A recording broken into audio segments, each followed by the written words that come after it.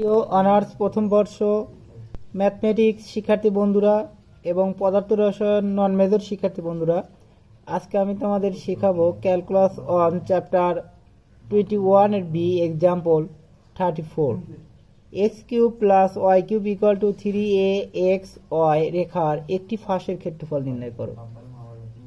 অর্থাৎ আমরা প্রথম প্রদত্ত সমীকরণটা তুলে নেই। প্রদত্ত রেখাটা দেওয়া আছে, প্রদত্ত রেখাটি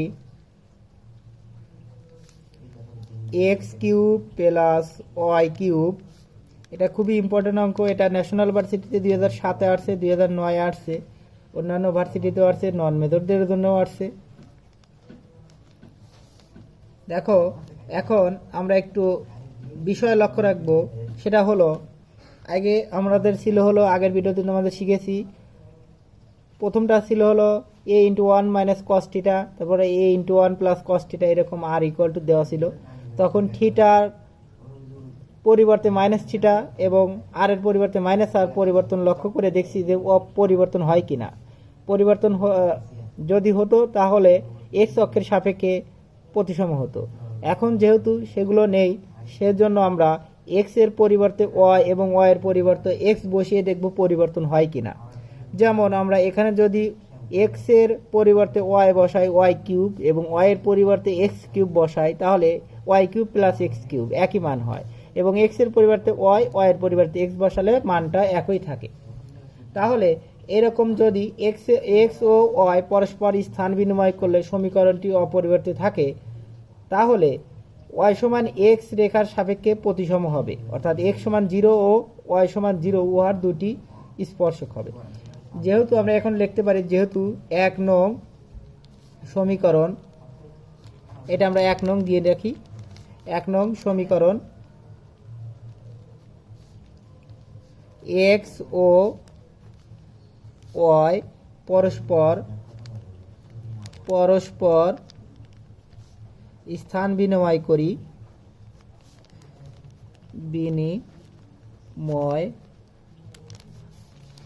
করিলে সমীকরণটি অপরিবর্তিত থাকে। সমীকরণটি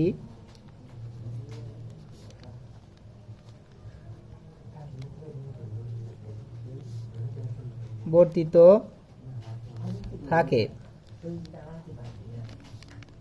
সেহেতু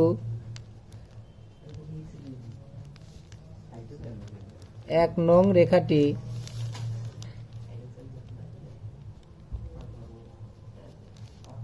y ইকুয়াল টু এক্স রেখার সাপেক্ষে প্রতিসম। y ইকুয়াল টু এক্স রেখার সাপেক্ষে, চিত্রটা আঁকলেই তোমরা একটু ভালোভাবে বুঝতে পারবা, সাপেক্ষে প্রতিসম।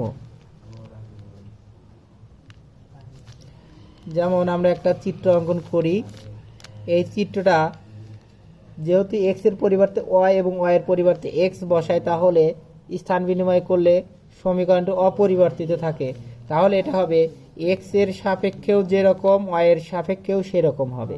অর্থাৎ আমরা এই রকম যদি একটা ফাঁস অঙ্কন করি, তাহলে লক্ষ্য রাখো এক্স এবং এক্স, ওয়াই এবং ওয়াই প্রাইম, এক্স ও এক্স প্রাইমের এক্স এর সাপেক্ষে যে ধরনের আছে, ওয়াই এর সাপেক্ষেও সেই ধরনের আছে। এখন এইটুকুর আবার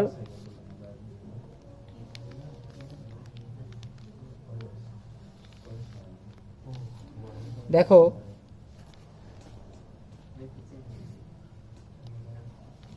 এখানে আমাদের এটা হলো 0 0 বিন্দু, অর্থাৎ x equal to 0, y equal to 0।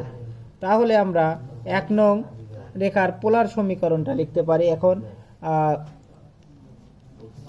দুটা প্রতিসম হলো, এখন x সমান 0 ও y equal to 0, x equal to 0, y equal to 0 উহার দুটি স্পর্শক।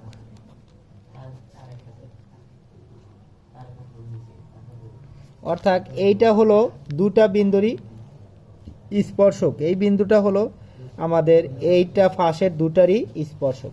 তাহলে 1 নং সমীকরণের পোলার রূপান্তর আমরা করব। এখন 1 নং সমীকরণে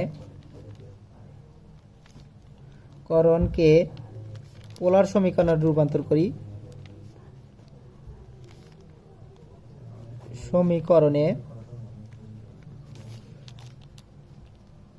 রূপান্তর করি, যেখানে x সমান হলো r cos theta, y equal to হলো r sin থিটা। তাহলে দেখো x equal to r cos theta, y equal to r sin theta হলে 1 নং যদি বসাই 1 নং এ, তাহলে 1 নং সমান আমরা লিখতে পারি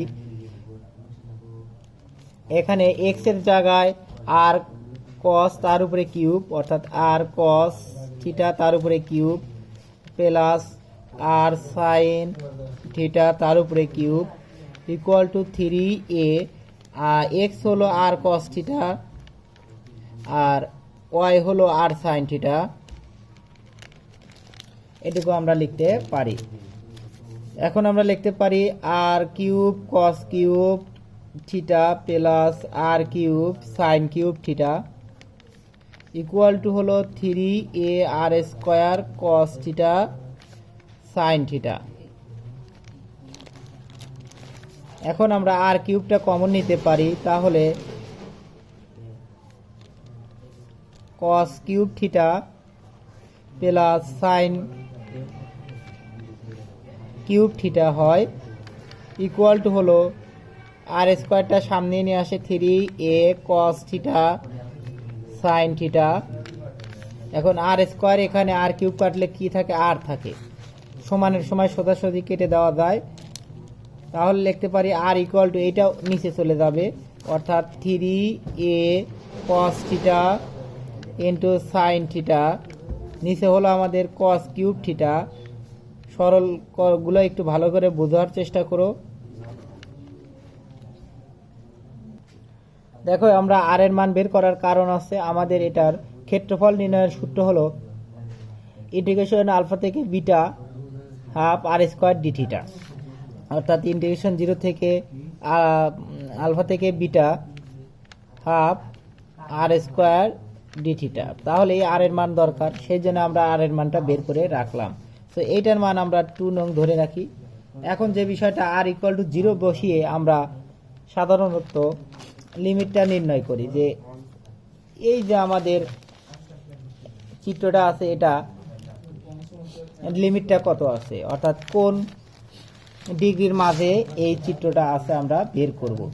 যদি r ইকুয়াল টু 0 হয় তবে এইটা 0 হলো পুরোটুকুই 0, তো আমরা লিখতে পারি 3a cos theta into sin theta, এটা সমান 0 হলে এই পুরোটুকু সমানই 0, তো এটা ওইদিকে গুণন হয়ে গেলে 0, 0 সাথে গুণন হলো, তাহলে এইটুকু সমান আমরা 0 লিখতে পারি, একবারে লিখে দিলাম। এখন এই 3a ওইখানে গেলে ভাগ অবস্থায় গেলেও 0, অর্থাৎ cos theta into sin theta equal to 0 হয়। দুটা বিষয় 0 আছে, cos থিটা ইকুয়াল টু 0, তাহলে আমরা জানি cos theta equal to cos plus minus pi by 2 এর মান হলো 0, তাহলে আমরা cos cos কেটে দিতে পারি, theta equal to plus minus pi by 2। আবার অথবা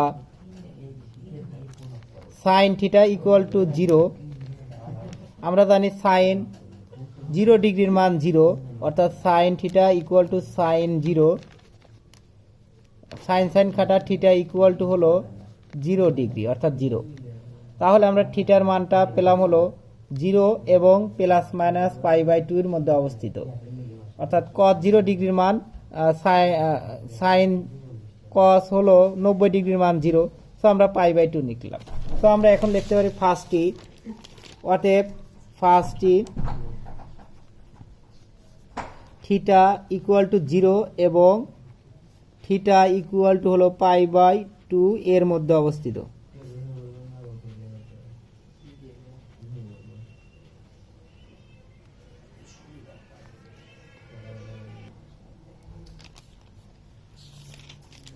এখন নির্ণয় ক্ষেত্রফল, যেহেতু আমরা লিমিট পেয়ে গেছি 0 থেকে পাই বাই 2 এর মধ্যে অবস্থিত, তাহলে নির্ণয় ক্ষেত্রফল নির্ণয়, যেহেতু বলেছে আমাদের একটি ফাঁসের ক্ষেত্রফল, তো একটি ফাঁসের ক্ষেত্রফল হলে চিত্রটি একটু লক্ষ্য রাখো। এখানে একটি ফাঁসের ক্ষেত্রফল যদি আমরা বের করতে চাই,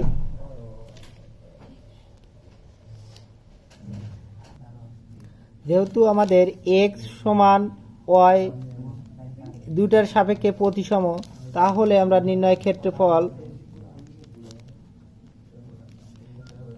এ ইকুয়াল টু লিখতে পারি আমরা 0 থেকে π/2 হাফ আর স্কোয়ার ডি থিটা। অতএব এ ইকুয়াল টু হলো হাফটা আমরা বাইরে নিয়ে আসতে পারি 0 থেকে π/2, আর আর ইকুয়াল টু আমরা দেখো এর আগে তো বের করে দিয়েছি আর ইকুয়াল টু, এই আর ইকুয়াল টু এটার মান বসাবো, তো আর স্কোয়ার তার উপরে শুধু স্কোয়ার দেব।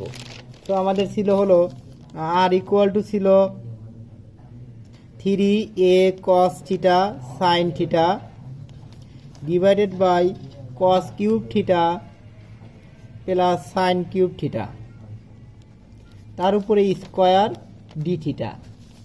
তাহলে আমরা লিখতে পারি হাফ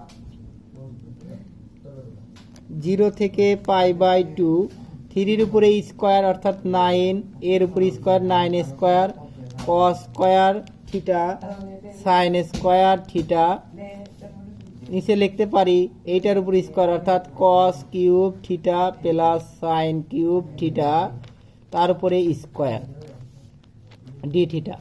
এখন 9 স্কোয়ার বাইরে আনতে পারি আমরা, অর্থাৎ হাফ ইন্টু 9 স্কোয়ার 0 থেকে π/2।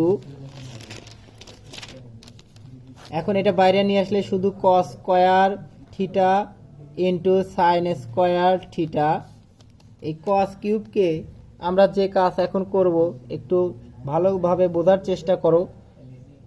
এটা আমরা লিখতে পারি square plus 2a plus b square, অর্থাৎ cos স্কোয়ার তার মানে 3 × 6 6 থিটা প্লাস 2ab অর্থাৎ cos cube theta into sine cube theta plus b square অর্থাৎ সাইন 6 থিটা ডি থিটা। হয়তো তোমরা বুঝতে পেরেছো, a square plus 2ab plus b square, a plus b whole square সূত্র a square plus 2ab plus b square. এখানে 9 square লিখতে পারি 3a square by 2, অর্থাৎ 9 অর্থাৎ আমরা লিখতে পারি এটা যে 3a তারপরে স্কোয়ার, তার মানে 3a স্কোয়ার, এরকম আমরা লিখতে পারি। এখন যে কাজটা করব, এখন আমরা একটু লক্ষ্য রাখো 0 থেকে π/2, এখানে একটু খুব ভালোভাবে মনোযোগ দিয়ে লক্ষ্য রাখো। এখানে cos square theta into sine square theta, এখানে আমরা cos 6 থিটা আমরা কমন নেব। cos 6 থিটা যদি কমন নেই তাহলে কিন্তু এখানে 1 থাকে, প্লাস এখানে cos 6 থিটা নেই, তাহলে যদি কোনো কিছুর থেকে কমন নেওয়া হয়, ধরো 2 এর ভিতর থেকে যদি 4 কমন নেই, যদি না থাকে সেটা নিচে চলে যায়। দেখো এটা কাটলে আবার এটাই হয়ে যায়। সো আমরা যদি এখানে cos 6 থিটা এখানে নেই, সো আমরা এটা হয়ে যাবে 2 cos cube theta into sine cube theta, তার নিচে চলে যাবে হলো cos 6 থিটা। একইভাবে প্লাস সাইন 6 থিটা, এখানে কোনো cos cube theta cos 6 theta নেই, তো এর নিচে চলে যাবে সাইন 6 থিটা, নিচে চলে যাবে হলো cos 6 থিটা, তারপরে আমাদের আছে ডি থিটা। সো এখন আমরা লিখতে পারি 3a স্কোয়ার বাই 2 0 থেকে π/2। এখানে দেখো cos এর সাথে এখানে cos কেটে দেওয়া যায়, cos square theta cos 4 theta. So cos 4 theta, এখন সাইন স্কোয়ার আর এখানে মনে করবা cos স্কোয়ার আছে এবং cos square into cos square সমান কিন্তু cos 4 হয়। সো আমরা cos স্কোয়ার আর এই cos স্কোয়ার এখানে আমরা দিতে পারি sine square by cos square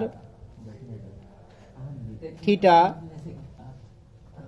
sine square by cos square দিলাম, আর এই cos উপরে দেওয়া যায় দেখো দিলে। এখন আবার সাইন এই আর একটা cos আছে 1/cos সমান হলো sec স্কোয়ার লেখা যায়। দেখো এটা কিভাবে হলো তোমরা হয়তো বুঝতে পারছো না। এখানে cos মানে হলো cos এর নিচে মনে মনে কি থাকে, cos থিটা নিচে 1 থাকে, এটা যদি উপরে গুণন করো সাইন স্কোয়ারের সাথে গুণন করো, সেটা গুণন হয়ে যায় 1/cos স্কোয়ার থিটা, তার মানে sine square by cos square. এখানে cos 4 মানে হলো cos square into cos square. So আর একটা কস আছে, কস স্কোয়ার আছে, সেটা হলো এই 1/cos স্কোয়ার আবার গেলে হয়ে সেক স্কোয়ার থিটা। ধরো cos square into cos square, তাহলে কিন্তু 1/cos square into 1/cos square, উপরে দুটো চলে গেলে sine square into 1/cos square into 1/cos square হবে। সো এই আর একটা 1/cos স্কোয়ার সমান হলো এই কস স্কোয়ার, 1/cos স্কোয়ার সমান সেক স্কোয়ার, আর sine square by cos square সমান হলো ট্যান স্কোয়ার থিটা। তাহলে এখন আমাদের যে বিষয়টা এখানে আসছে, দেখো এখানে যদি তুমি কাটো তাহলে থাকে cos কিউব থিটা। তাহলে এই cos cube theta sine cube by cos cube theta সমান আমরা লিখতে পারি 1 plus sine cube theta by cos cube theta, অর্থাৎ ট্যান কিউব থিটা প্লাস এখানে কাটলে হয় হলো ট্যান 6 থিটা। হয়তো তোমরা বুঝতে পারছো। এখন আমরা লিখতে পারি 3 স্কোয়ার বাই 2, 0 থেকে π/2, এখানে আমাদের হয়ে গেল tan square theta into sec square theta. আমাদের টার্গেট ছিল হলো, এখানে দেখো হয়ে যায় হলো square plus 2ab plus b square, এটা 2 square plus 2ab plus b square হয়ে যায়। সো কীভাবে দেখো 1 স্কোয়ার অর্থাৎ square into 2 into 1 into tan theta অর্থাৎ 2ab প্লাস বি স্কোয়ার, এটাই হলো বি, তার উপর স্কোয়ার, 3 দুগুণ 6। সো আমরা এটা লিখতে পারি 1 প্লাস ট্যান কিউব থিটা তারপরে হোল স্কোয়ার লিখতে পারি। সো এটার মানে হলো ডি থিটা।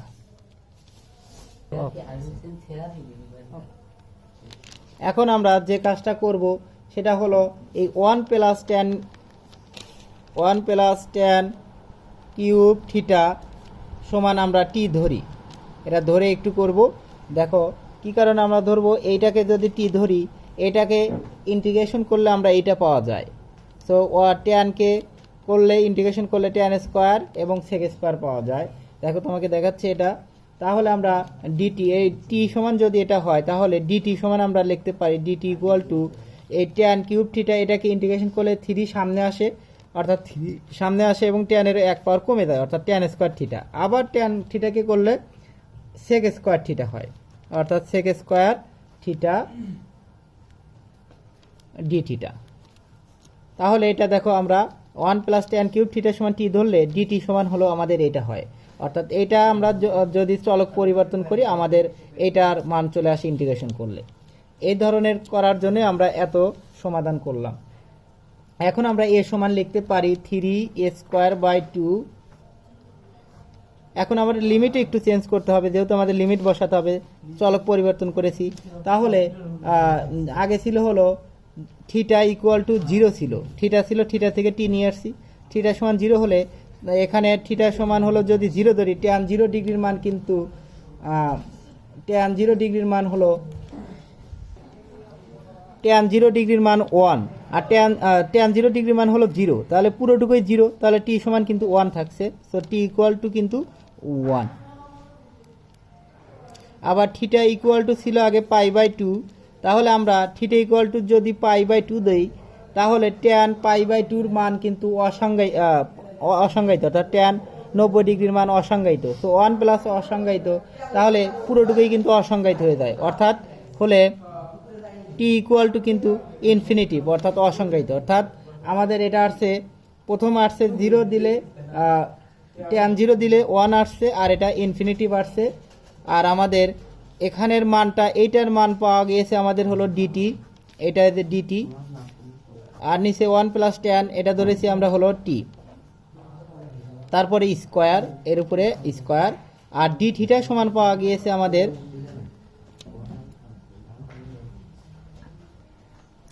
এই থিটা সহকারে কিন্তু আমরা পেয়েছি ডিটি।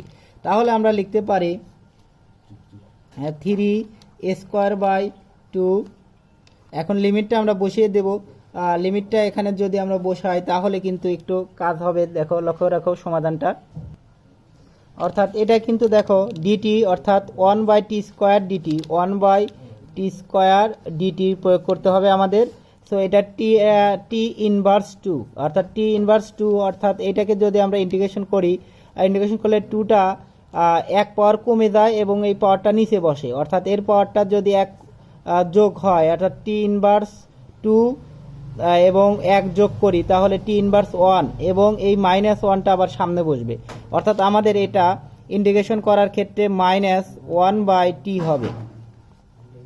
খুব মনোযোগ দিয়ে ভালো করে বোঝো। দেখো 1/t² যদি ইন্টিগ্রেশন করি আমাদের অর্থাৎ টি ইনভার্স 2 এটার এক পাওয়ার যোগ হয় এবং সেটাই নিচে বসে, অর্থাৎ -2 + 1 সমান হলো -1 সমান, কিন্তু এখানে -1 হলো, উপরে হলো টি ইনভার্স, তার নিচে হলো 1, তাহলে এই টি ইনভার্স মানে কিন্তু 1/t। সো আমরা লিখতে পারি এটুকু সমান লিখতে পারি 1/t, তার আবার লিমিট বসিয়ে দেবো 1 এবং ইনফিনিটিভ। তাহলে এটার মান যদি আমরা টির মানটা একবার ইনফিনিটিভ বসাবো, একবার 1 বসাবো। সো ইনফিনিটিভ বসালে তো 0 হয়ে যাবে।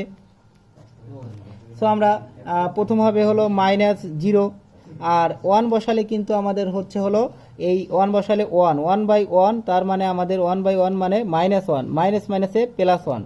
সো এটা হলো মাইনাস মাইনাসে +1। সো আমরা লিখতে পারি এখন এটার সাথে এটা গুণন করলে 0, আর এটার সাথে গুণন করলে 3a² 2, এটাই হলো বর্গ একক, এটাই আমাদের হলো অ্যান্সার। ধন্যবাদ সকলকে। পরবর্তী ভিডিও দেখার আমন্ত্রণ জানিয়ে এখানে শেষ করছি।